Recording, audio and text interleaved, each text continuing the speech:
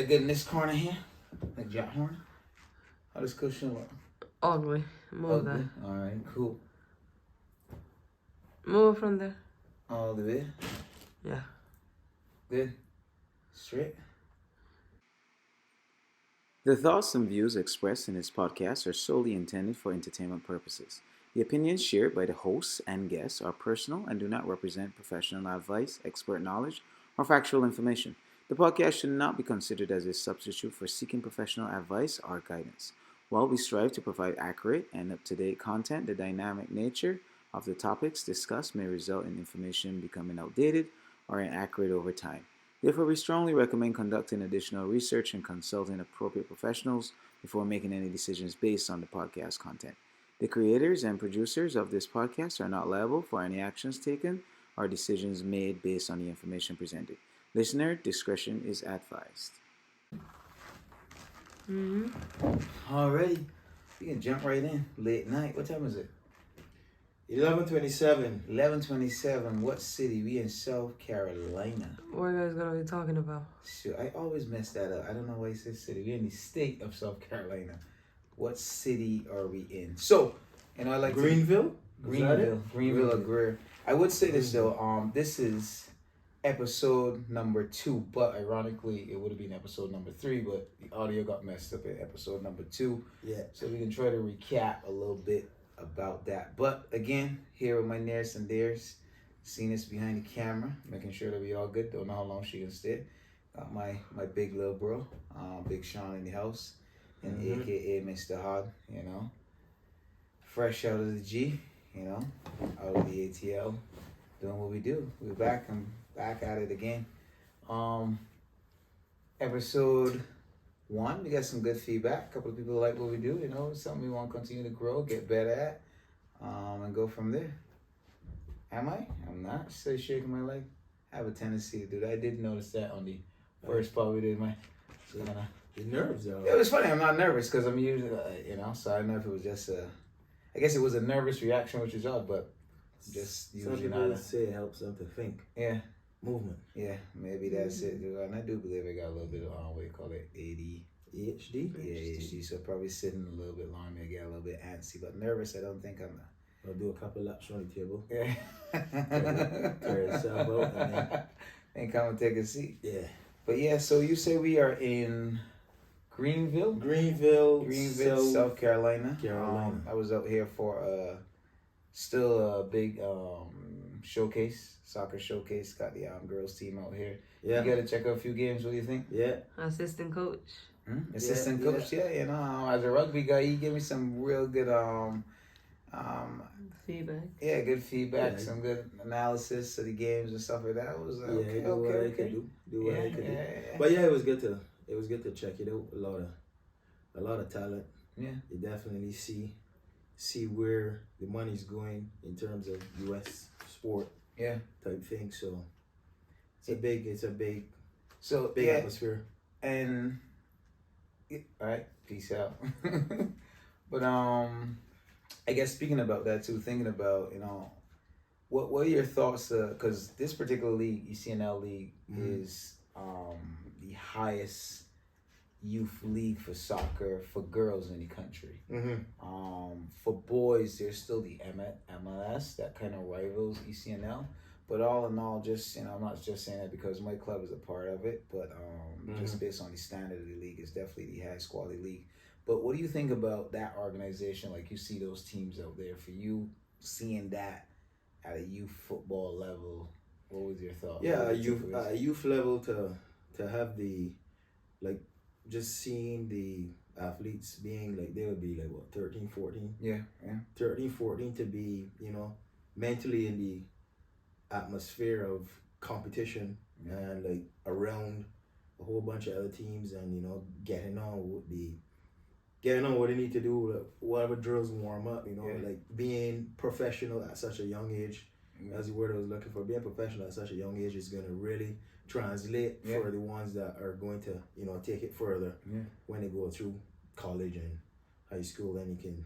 So it's really to see that professionalism is the only way that some of these girls don't make it. Like say don't make it, it would be totally up to them. Yeah, I Like agree. it's definitely not the atmosphere. It's definitely not the opportunities they're given. It's definitely not the exposure they're given. Yeah. Because something like that, seeing that is there's a lot of opportunity and exposure And for and all of those teams up there. and just to echo that, you know, and again, I always remind people, you know, this pod or the intent of this pod is, you know, just looking at, like I call it, living in the Americas, right?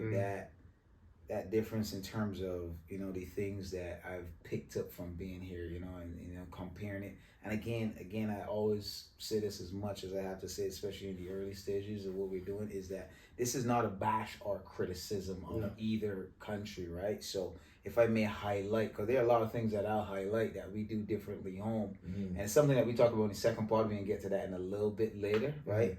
But things that we may highlight, and you know, things that we learn from back home that, you know, may or are better, right? So in terms of the sports, it's just that highlight and how things are done here, right? And we talk about the youth and the professionalism.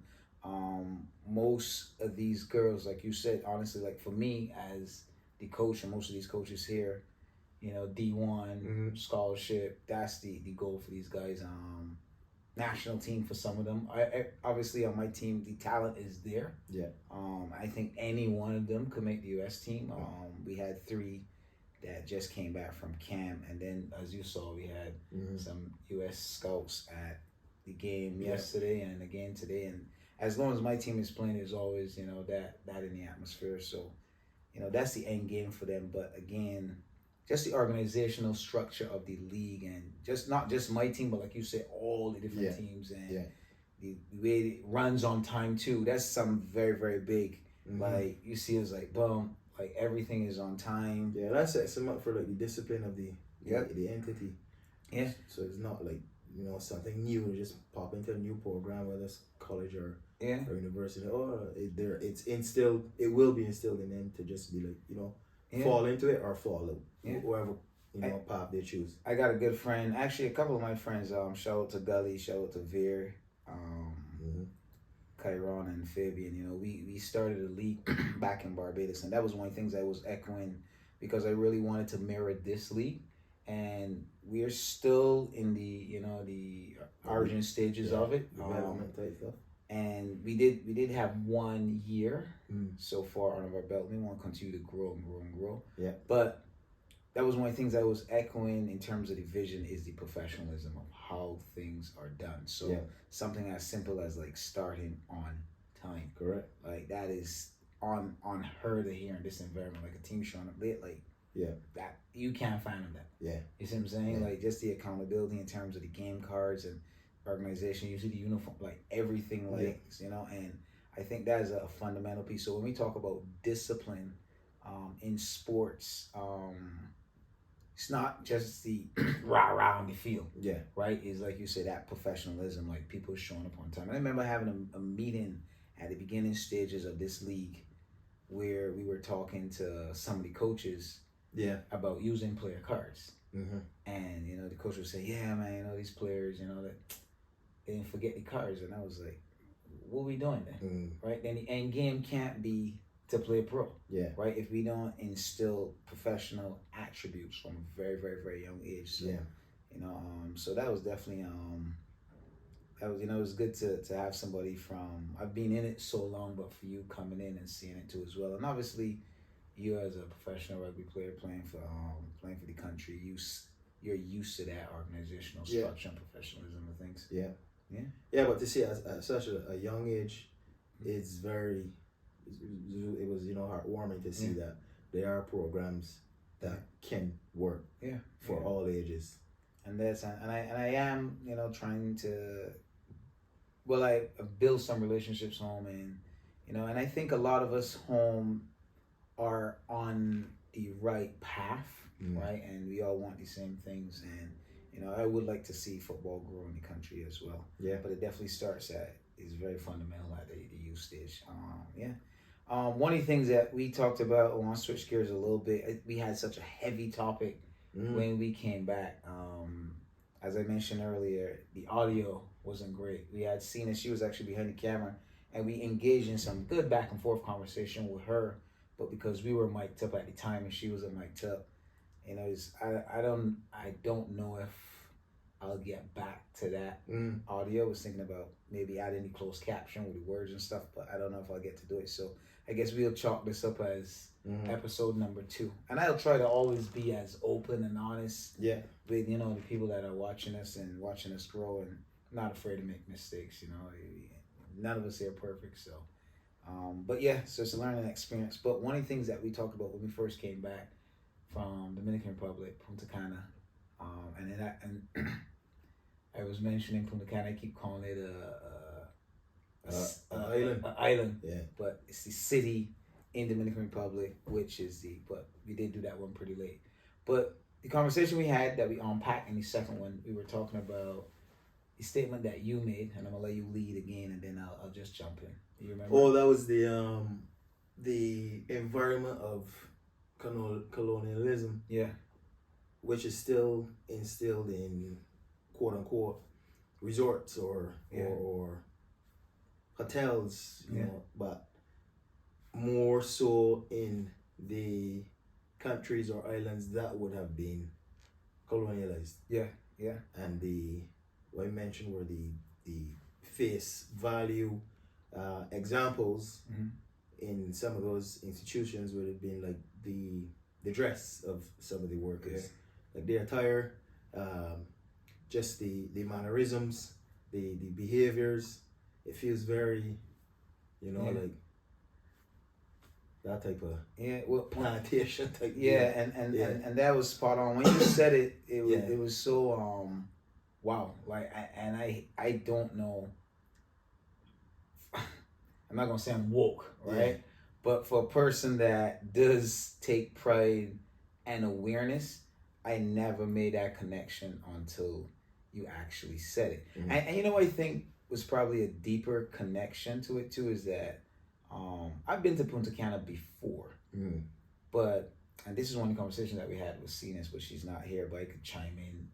Obviously she's from Dominican Republic, but I noticed a lot more people of color, and one of the things that we said there was that I usually or typically assume that the people of color from Dominican Republic were people that probably migrated from Haiti, right? But I noticed some unique features where you could see that quote unquote Latino or Hispanic, but they're just our same color. Yeah. So going back to your point, when we were watching them, the hours that they were putting in, the shifts were like, the same person 12, 13, serving us breakfast is the same person at dinner, and I'm like, wow, like, and after, and then back the next day, and then back the next day at the same time, and you could see the fatigue, right? Yeah. You could see, and when you put that connection together, I think one of the things that we said is, and again, all opinionated, right? But just one of the things that we said is,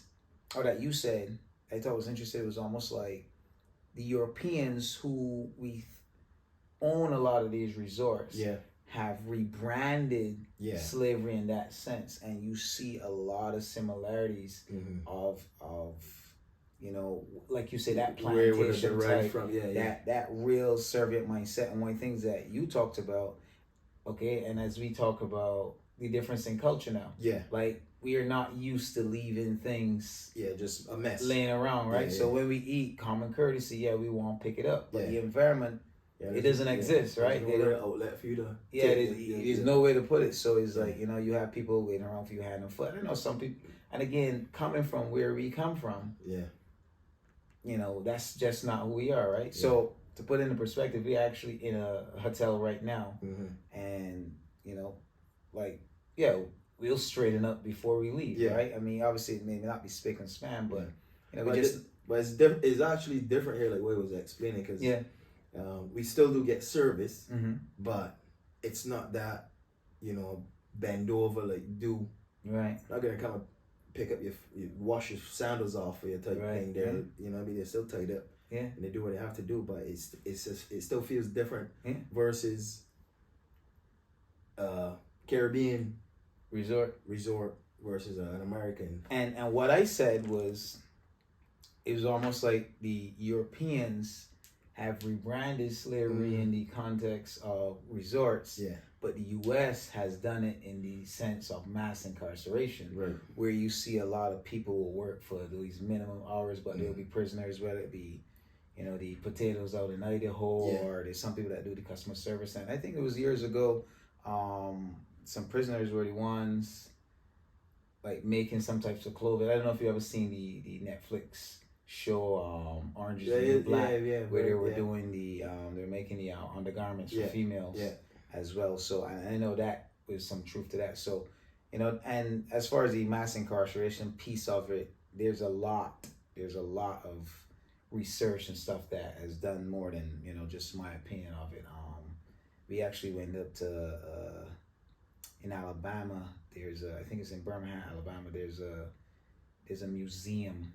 There's a museum that really pays tribute to that and the history of slavery, and it's walked through it's not coming to me now, but just that time period, right? After slavery, where there's a lot of dark history within the U.S., right? But they talk about how things have been rebranded through mass incarceration in terms of the laws and stuff that are designed to keep people of color and minorities arrested, and you keep them in the system, and then you're able to use them for whatever type of manual labor. Right. So and again, that's a lot to unpack, but it was definitely an interesting conversation.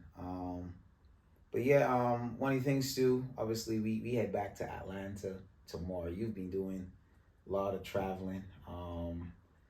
You mentioned got some mileage in these boots for sure. Some mileage in the boots. And let me ask you this: do you think that you're ever gonna get that luggage back?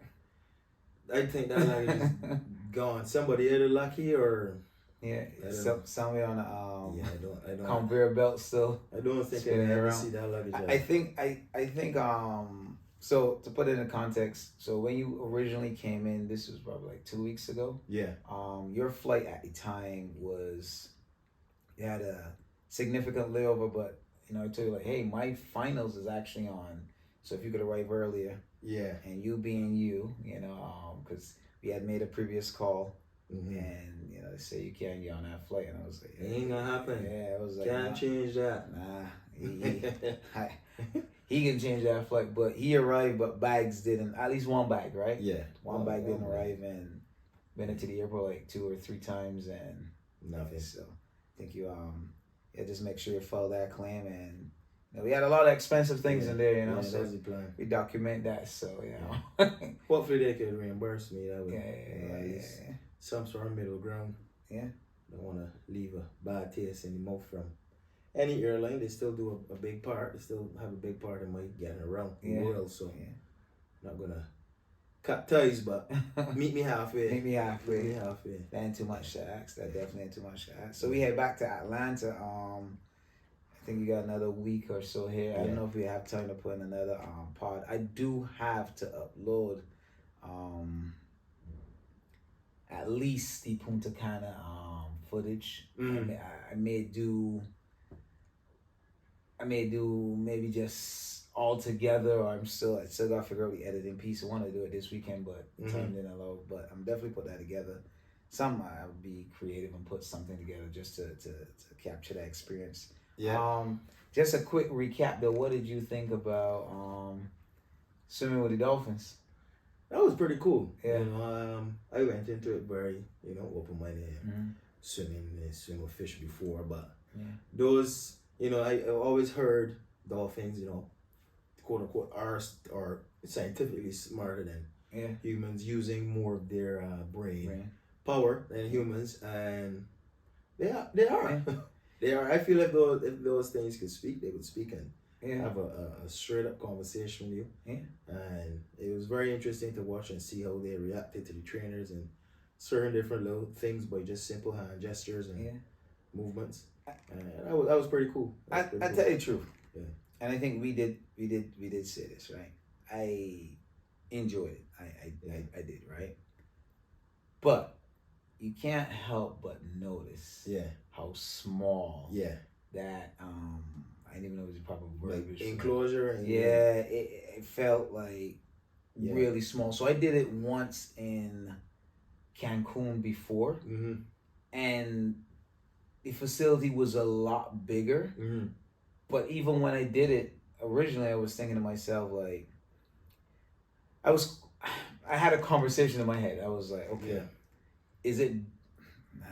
Even as I'm about to say it, I Yeah. know the answer. Like it Yeah. has to be better to be free. Yeah. Like Yeah. anything, any animal Yeah. has to be better free, and that was bigger, and just this one was even small. I was like, man, this sucks. This has to suck for the dolphins. I mean, Yeah. you get in. It looks like mackerel, constant, but there's Yeah. nothing beats freedom. Yeah, nothing beats freedom for sure. Yeah. But then being that there was the language barrier as well, Mhm. I would really wanted to know, like, the history of where the animals would have came from, or Were they were they rescues? injured, Yeah. Like maybe if we had more insight to that, it may have seemed, Right. or were they born in captivity, quote unquote. Which I would hate Right. to imagine. So, and then that's all they know, because then the well is a big difference then. Yeah. Swimming around in the pool and trainers and eating and lounging around and entertaining tourists. Yeah. Being a smart creature, I feel like they know what they're doing. Yeah. But the height of them, some of them things jump when the trainer was I sending felt them. I felt they could get over. I felt they could jump out. I honestly felt like 100%. that they could definitely clear that thing with, Yeah. with ease, So But I feel it might be the one. It might be the same analogy as a horse tied up on a chair. Mhm. The fact that there's a rope tied on something, horse thinking can't move it, but he definitely could move that chair or rope and just walk off. But the mental in slavery, makes them feel like I guess it does tie back to that, like you Yeah. talk about that mental slavery piece, like is slavery still exists. That's one that, I mean, I could debate that all day if you beg to differ, but it does. But something is, but then as it's modern world and everything, I feel like some people do have a choice still. Right.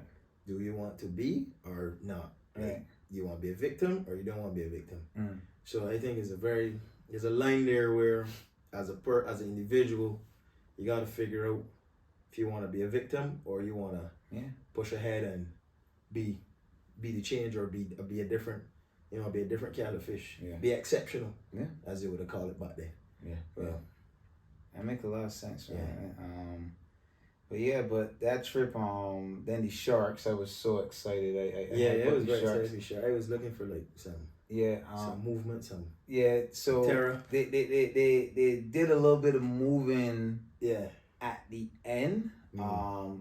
And again, I actually did that in Punta Cana back in 2019, but it was a different. I feel like the story you told me in Punta Cana, because you said you guys went out swam to Thumb. Yeah. And some kids went down and bring up some sharks. So I feel like that was just doing that and getting money off tourists. No. So it was no, it was actually just bringing some sharks and he welled up to swim. So I think the was that speedboat? What type of boat that was that we went out on? Yeah, that would just be a speedboat. That was speedboat. Yeah. So I think the speedboat that we went out on, I think we passed the one that I went to.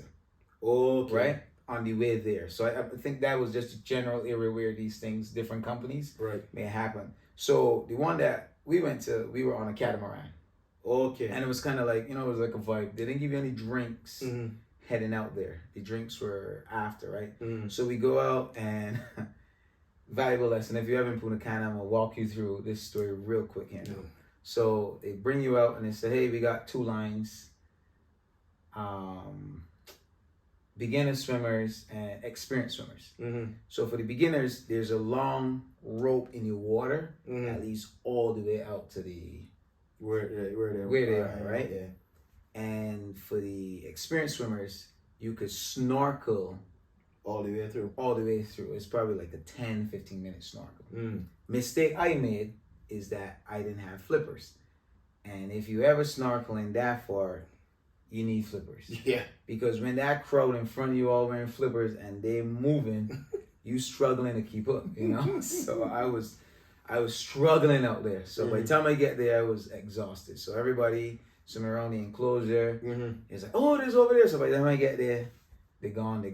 So the guy one of the what would it be called? One of the A guide, like one of the guys. One of the guys.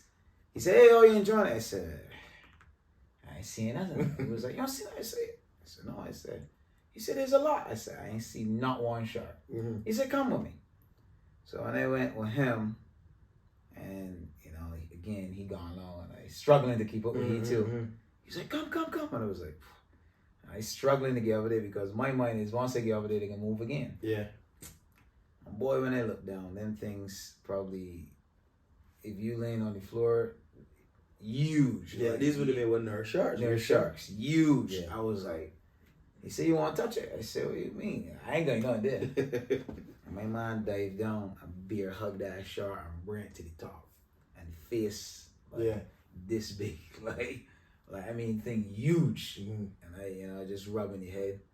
And that time seeing this is with me too. Yeah. I was like, "Yo, you seeing this?" When I look back, I mean, you ever see Scooby Doo as a cartoon? Yeah. Like, I swear she run for that water and dip. Like I ain't see, I know where she went. Yeah. And the big thing for me is that I never documented. So that's what I keep telling you, when we get back from the camp, we gotta go to the nearest sharks. You gotta see the nearest sharks. Right. And when we get there, those ones, Yeah. it was a bit lazy though. That was Maybe we on were taking a vacation. nap or whatever, but started moving around a little bit. But I did capture some Yeah. video of that, so I'm gonna upload it to a little bit at this Yeah. same timestamp here. Yeah. These stingrays, there were stingrays in that little enclosure too. I think it was so terrible. Then I didn't even entertain the stingrays. I did see them, and they were huge. There were a lot of them in there. Yeah, but, they were a little more active. Yeah, We didn't make it. They had some on the outside of the enclosure for the whole thing. yeah. And it was like, Yeah. these ones here probably still got the stingers. Oh, funny, So- right, funny outside. Funny outside. Yeah. But when we went around, how it was set up, it looked like them could come in too. Really? But so I wasn't sure. So when I was checking out the back end first before I go looking around, because them things, they turn on you on a dime and that's their territory. And Yeah. even sting or not, that sting probably still poke you up good. Yeah. Sting or not, it will hurt, I feel. Don't tempt it with a good time, boy. Right, so I just keep my distance off and had a good luck. But there were some that were Yeah. a good 5.5 foot span, wingspan. Yeah. That was Pop quiz. You remember the name of the two dolphins that we swam with? yeah. One was Luna. I think, wasn't it Layla? I think it was Luna. And no, I think it was Els for It sure. was definitely two L names. Luna and One was a boy, the little one. He doing beer nonsense too, and he's still learning. yeah, he kissing your back. He hitting your back. Boop boop. And he doing everything looking for fish. Like, oh, we doing foolishness, boy. I think it was Luna and something. Yeah. It could have been Luna. It could have been Luna for real. Yeah, Luna, something like that. Yeah. I know the trainers, one was Hector, and one was, he was calling you Justin Bieber. Justin Bieber, but that yeah. wasn't his real name. Yeah. Sorry, but yeah, that, It it was L and L though. yeah, the boy name will come back to me. Yeah. But I yeah. know me for the rest of the night, but I definitely know it was two L's. Yeah. And then I guess last thing that I was very intrigued by, and we talked about it too, that was some of the audio that we lost, was the Latin culture. And it's funny, I can give a funny story here now. I don't know if people seen it. So one of the questions that I asked on the pod that is probably not going to come out is about, I was mesmerized by not only the partying and the vibe and the energy, right? I was saying, like, because, you go crop over and stuff, and you go to these events, you're having a blast, fight break out, and like, so I was wondering, like, is that happening within their culture too? And she said, yeah, that is common within their culture too. And then obviously with the mix of alcohol, Correct. and then But I do remember that. Maybe when she said that. it's tourists. Yeah. It's a vibe. So it's just in yeah. that particular environment. Yeah. It's mainly tourist partying. So Yeah. So I guess it's less likely to happen. And I guess that made sense.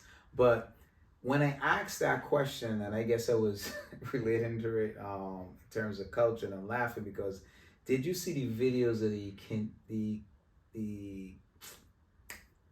Kentucky? Did I say that right? Kentucky Derby. Kentucky, no. So there's some videos. I want you to Google it if you watch it. We'll probably put YouTube a little piece it, right?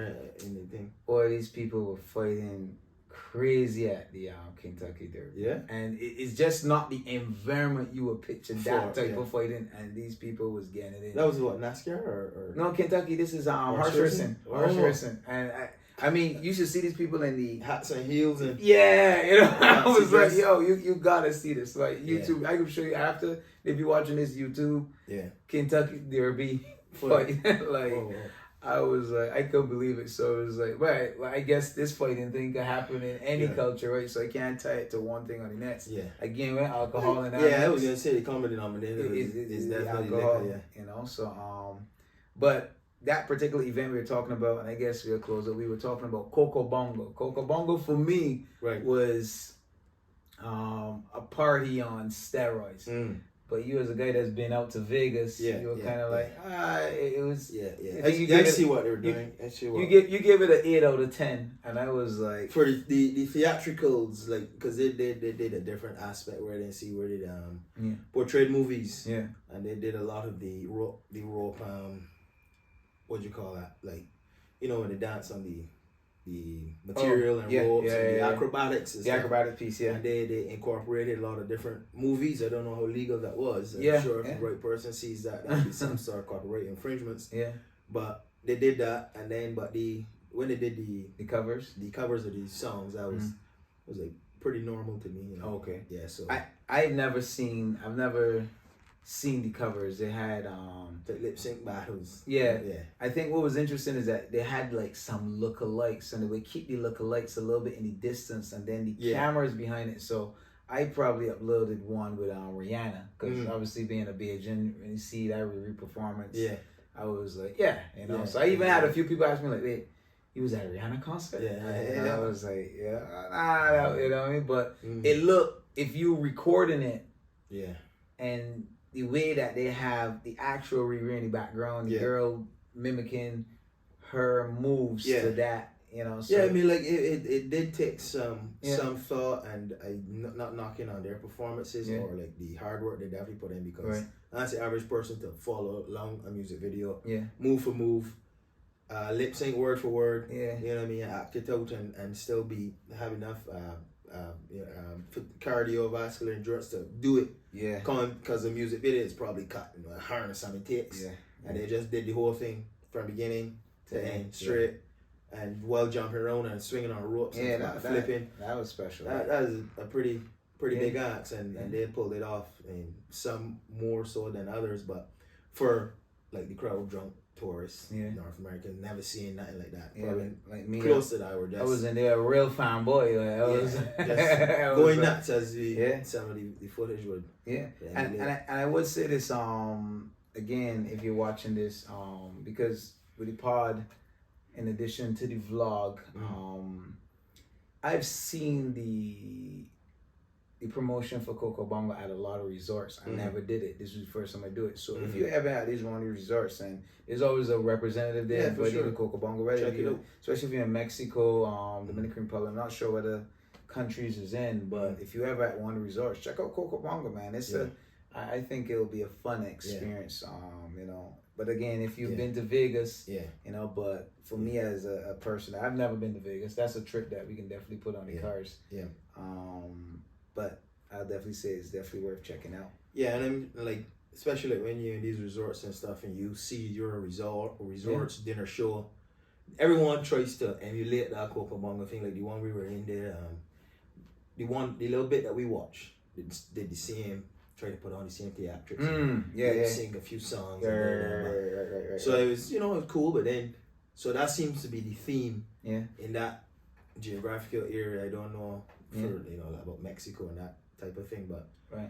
If you're definitely in Punta Cana for sure, and you want Coco Bongo, I would definitely check it. Don't just stay in a resort and think that's it. Yeah, like, those other performers out there, like I feel like that's their job. Yeah, so to speak. Their job, so to speak. So check it out. Yeah, agree. So I guess before we head when we head back to Atlanta, shared on a couple of plans. One of the things I want to do, I promise you, we definitely going to the gun range. Yeah, it'll be going to the gun range. I got a lot of toys there that give you a chance to. And it's interesting to know when we talk about culture. Against we wrap up on this note. back home, Mm-hmm. obviously guns are associated with Violence and violence, nonsense and right? crime and But living in the South again, and that's why you see that's why I talk about cultural changes and experience, right? Living especially in the South, because New York is not like this at all. Yeah. But living in the South, I mean, I can't tell you how many I own, right? It's just normal, you know what I'm saying? But there's no violent intent around it. It's just like any hobby. Yeah. You know what I'm saying? It's just like a natural hobby here as well. It's like pitching marbles. Like, like literally, Hit some run again, You know bang some targets, yeah. And I always, and I haven't said this to you, but when we go, you know, my rule is that I always treat them like a pet cobra. Yeah. Right? At any day, you know, it could dance. Yeah. It'll do some things for you, but it's still a pet cobra, you know. So so it is a deadly weapon, and I treat it accordingly. But again, you know, so I'm excited. I'm gonna upload some pieces on that too, and, you know, and true. But that's another. Again, when we just talk about things from being here, our experience of living here, and because Canada is not like that, right? It's not really that. Not for handguns, so to speak, but there are some once you rifles. Once you're in that, there was a time where you were able to get it restricted for handguns, but rifles are big. Yeah, hunting big, targeting big, clear shooting big. I seen you do clay shooting. That was in that was actually in England. England. Okay. It was clear shooting when it was over there. What's the culture there? Actually, no, because I've been to Europe and you don't even really see police with firearms like that. No. Yeah.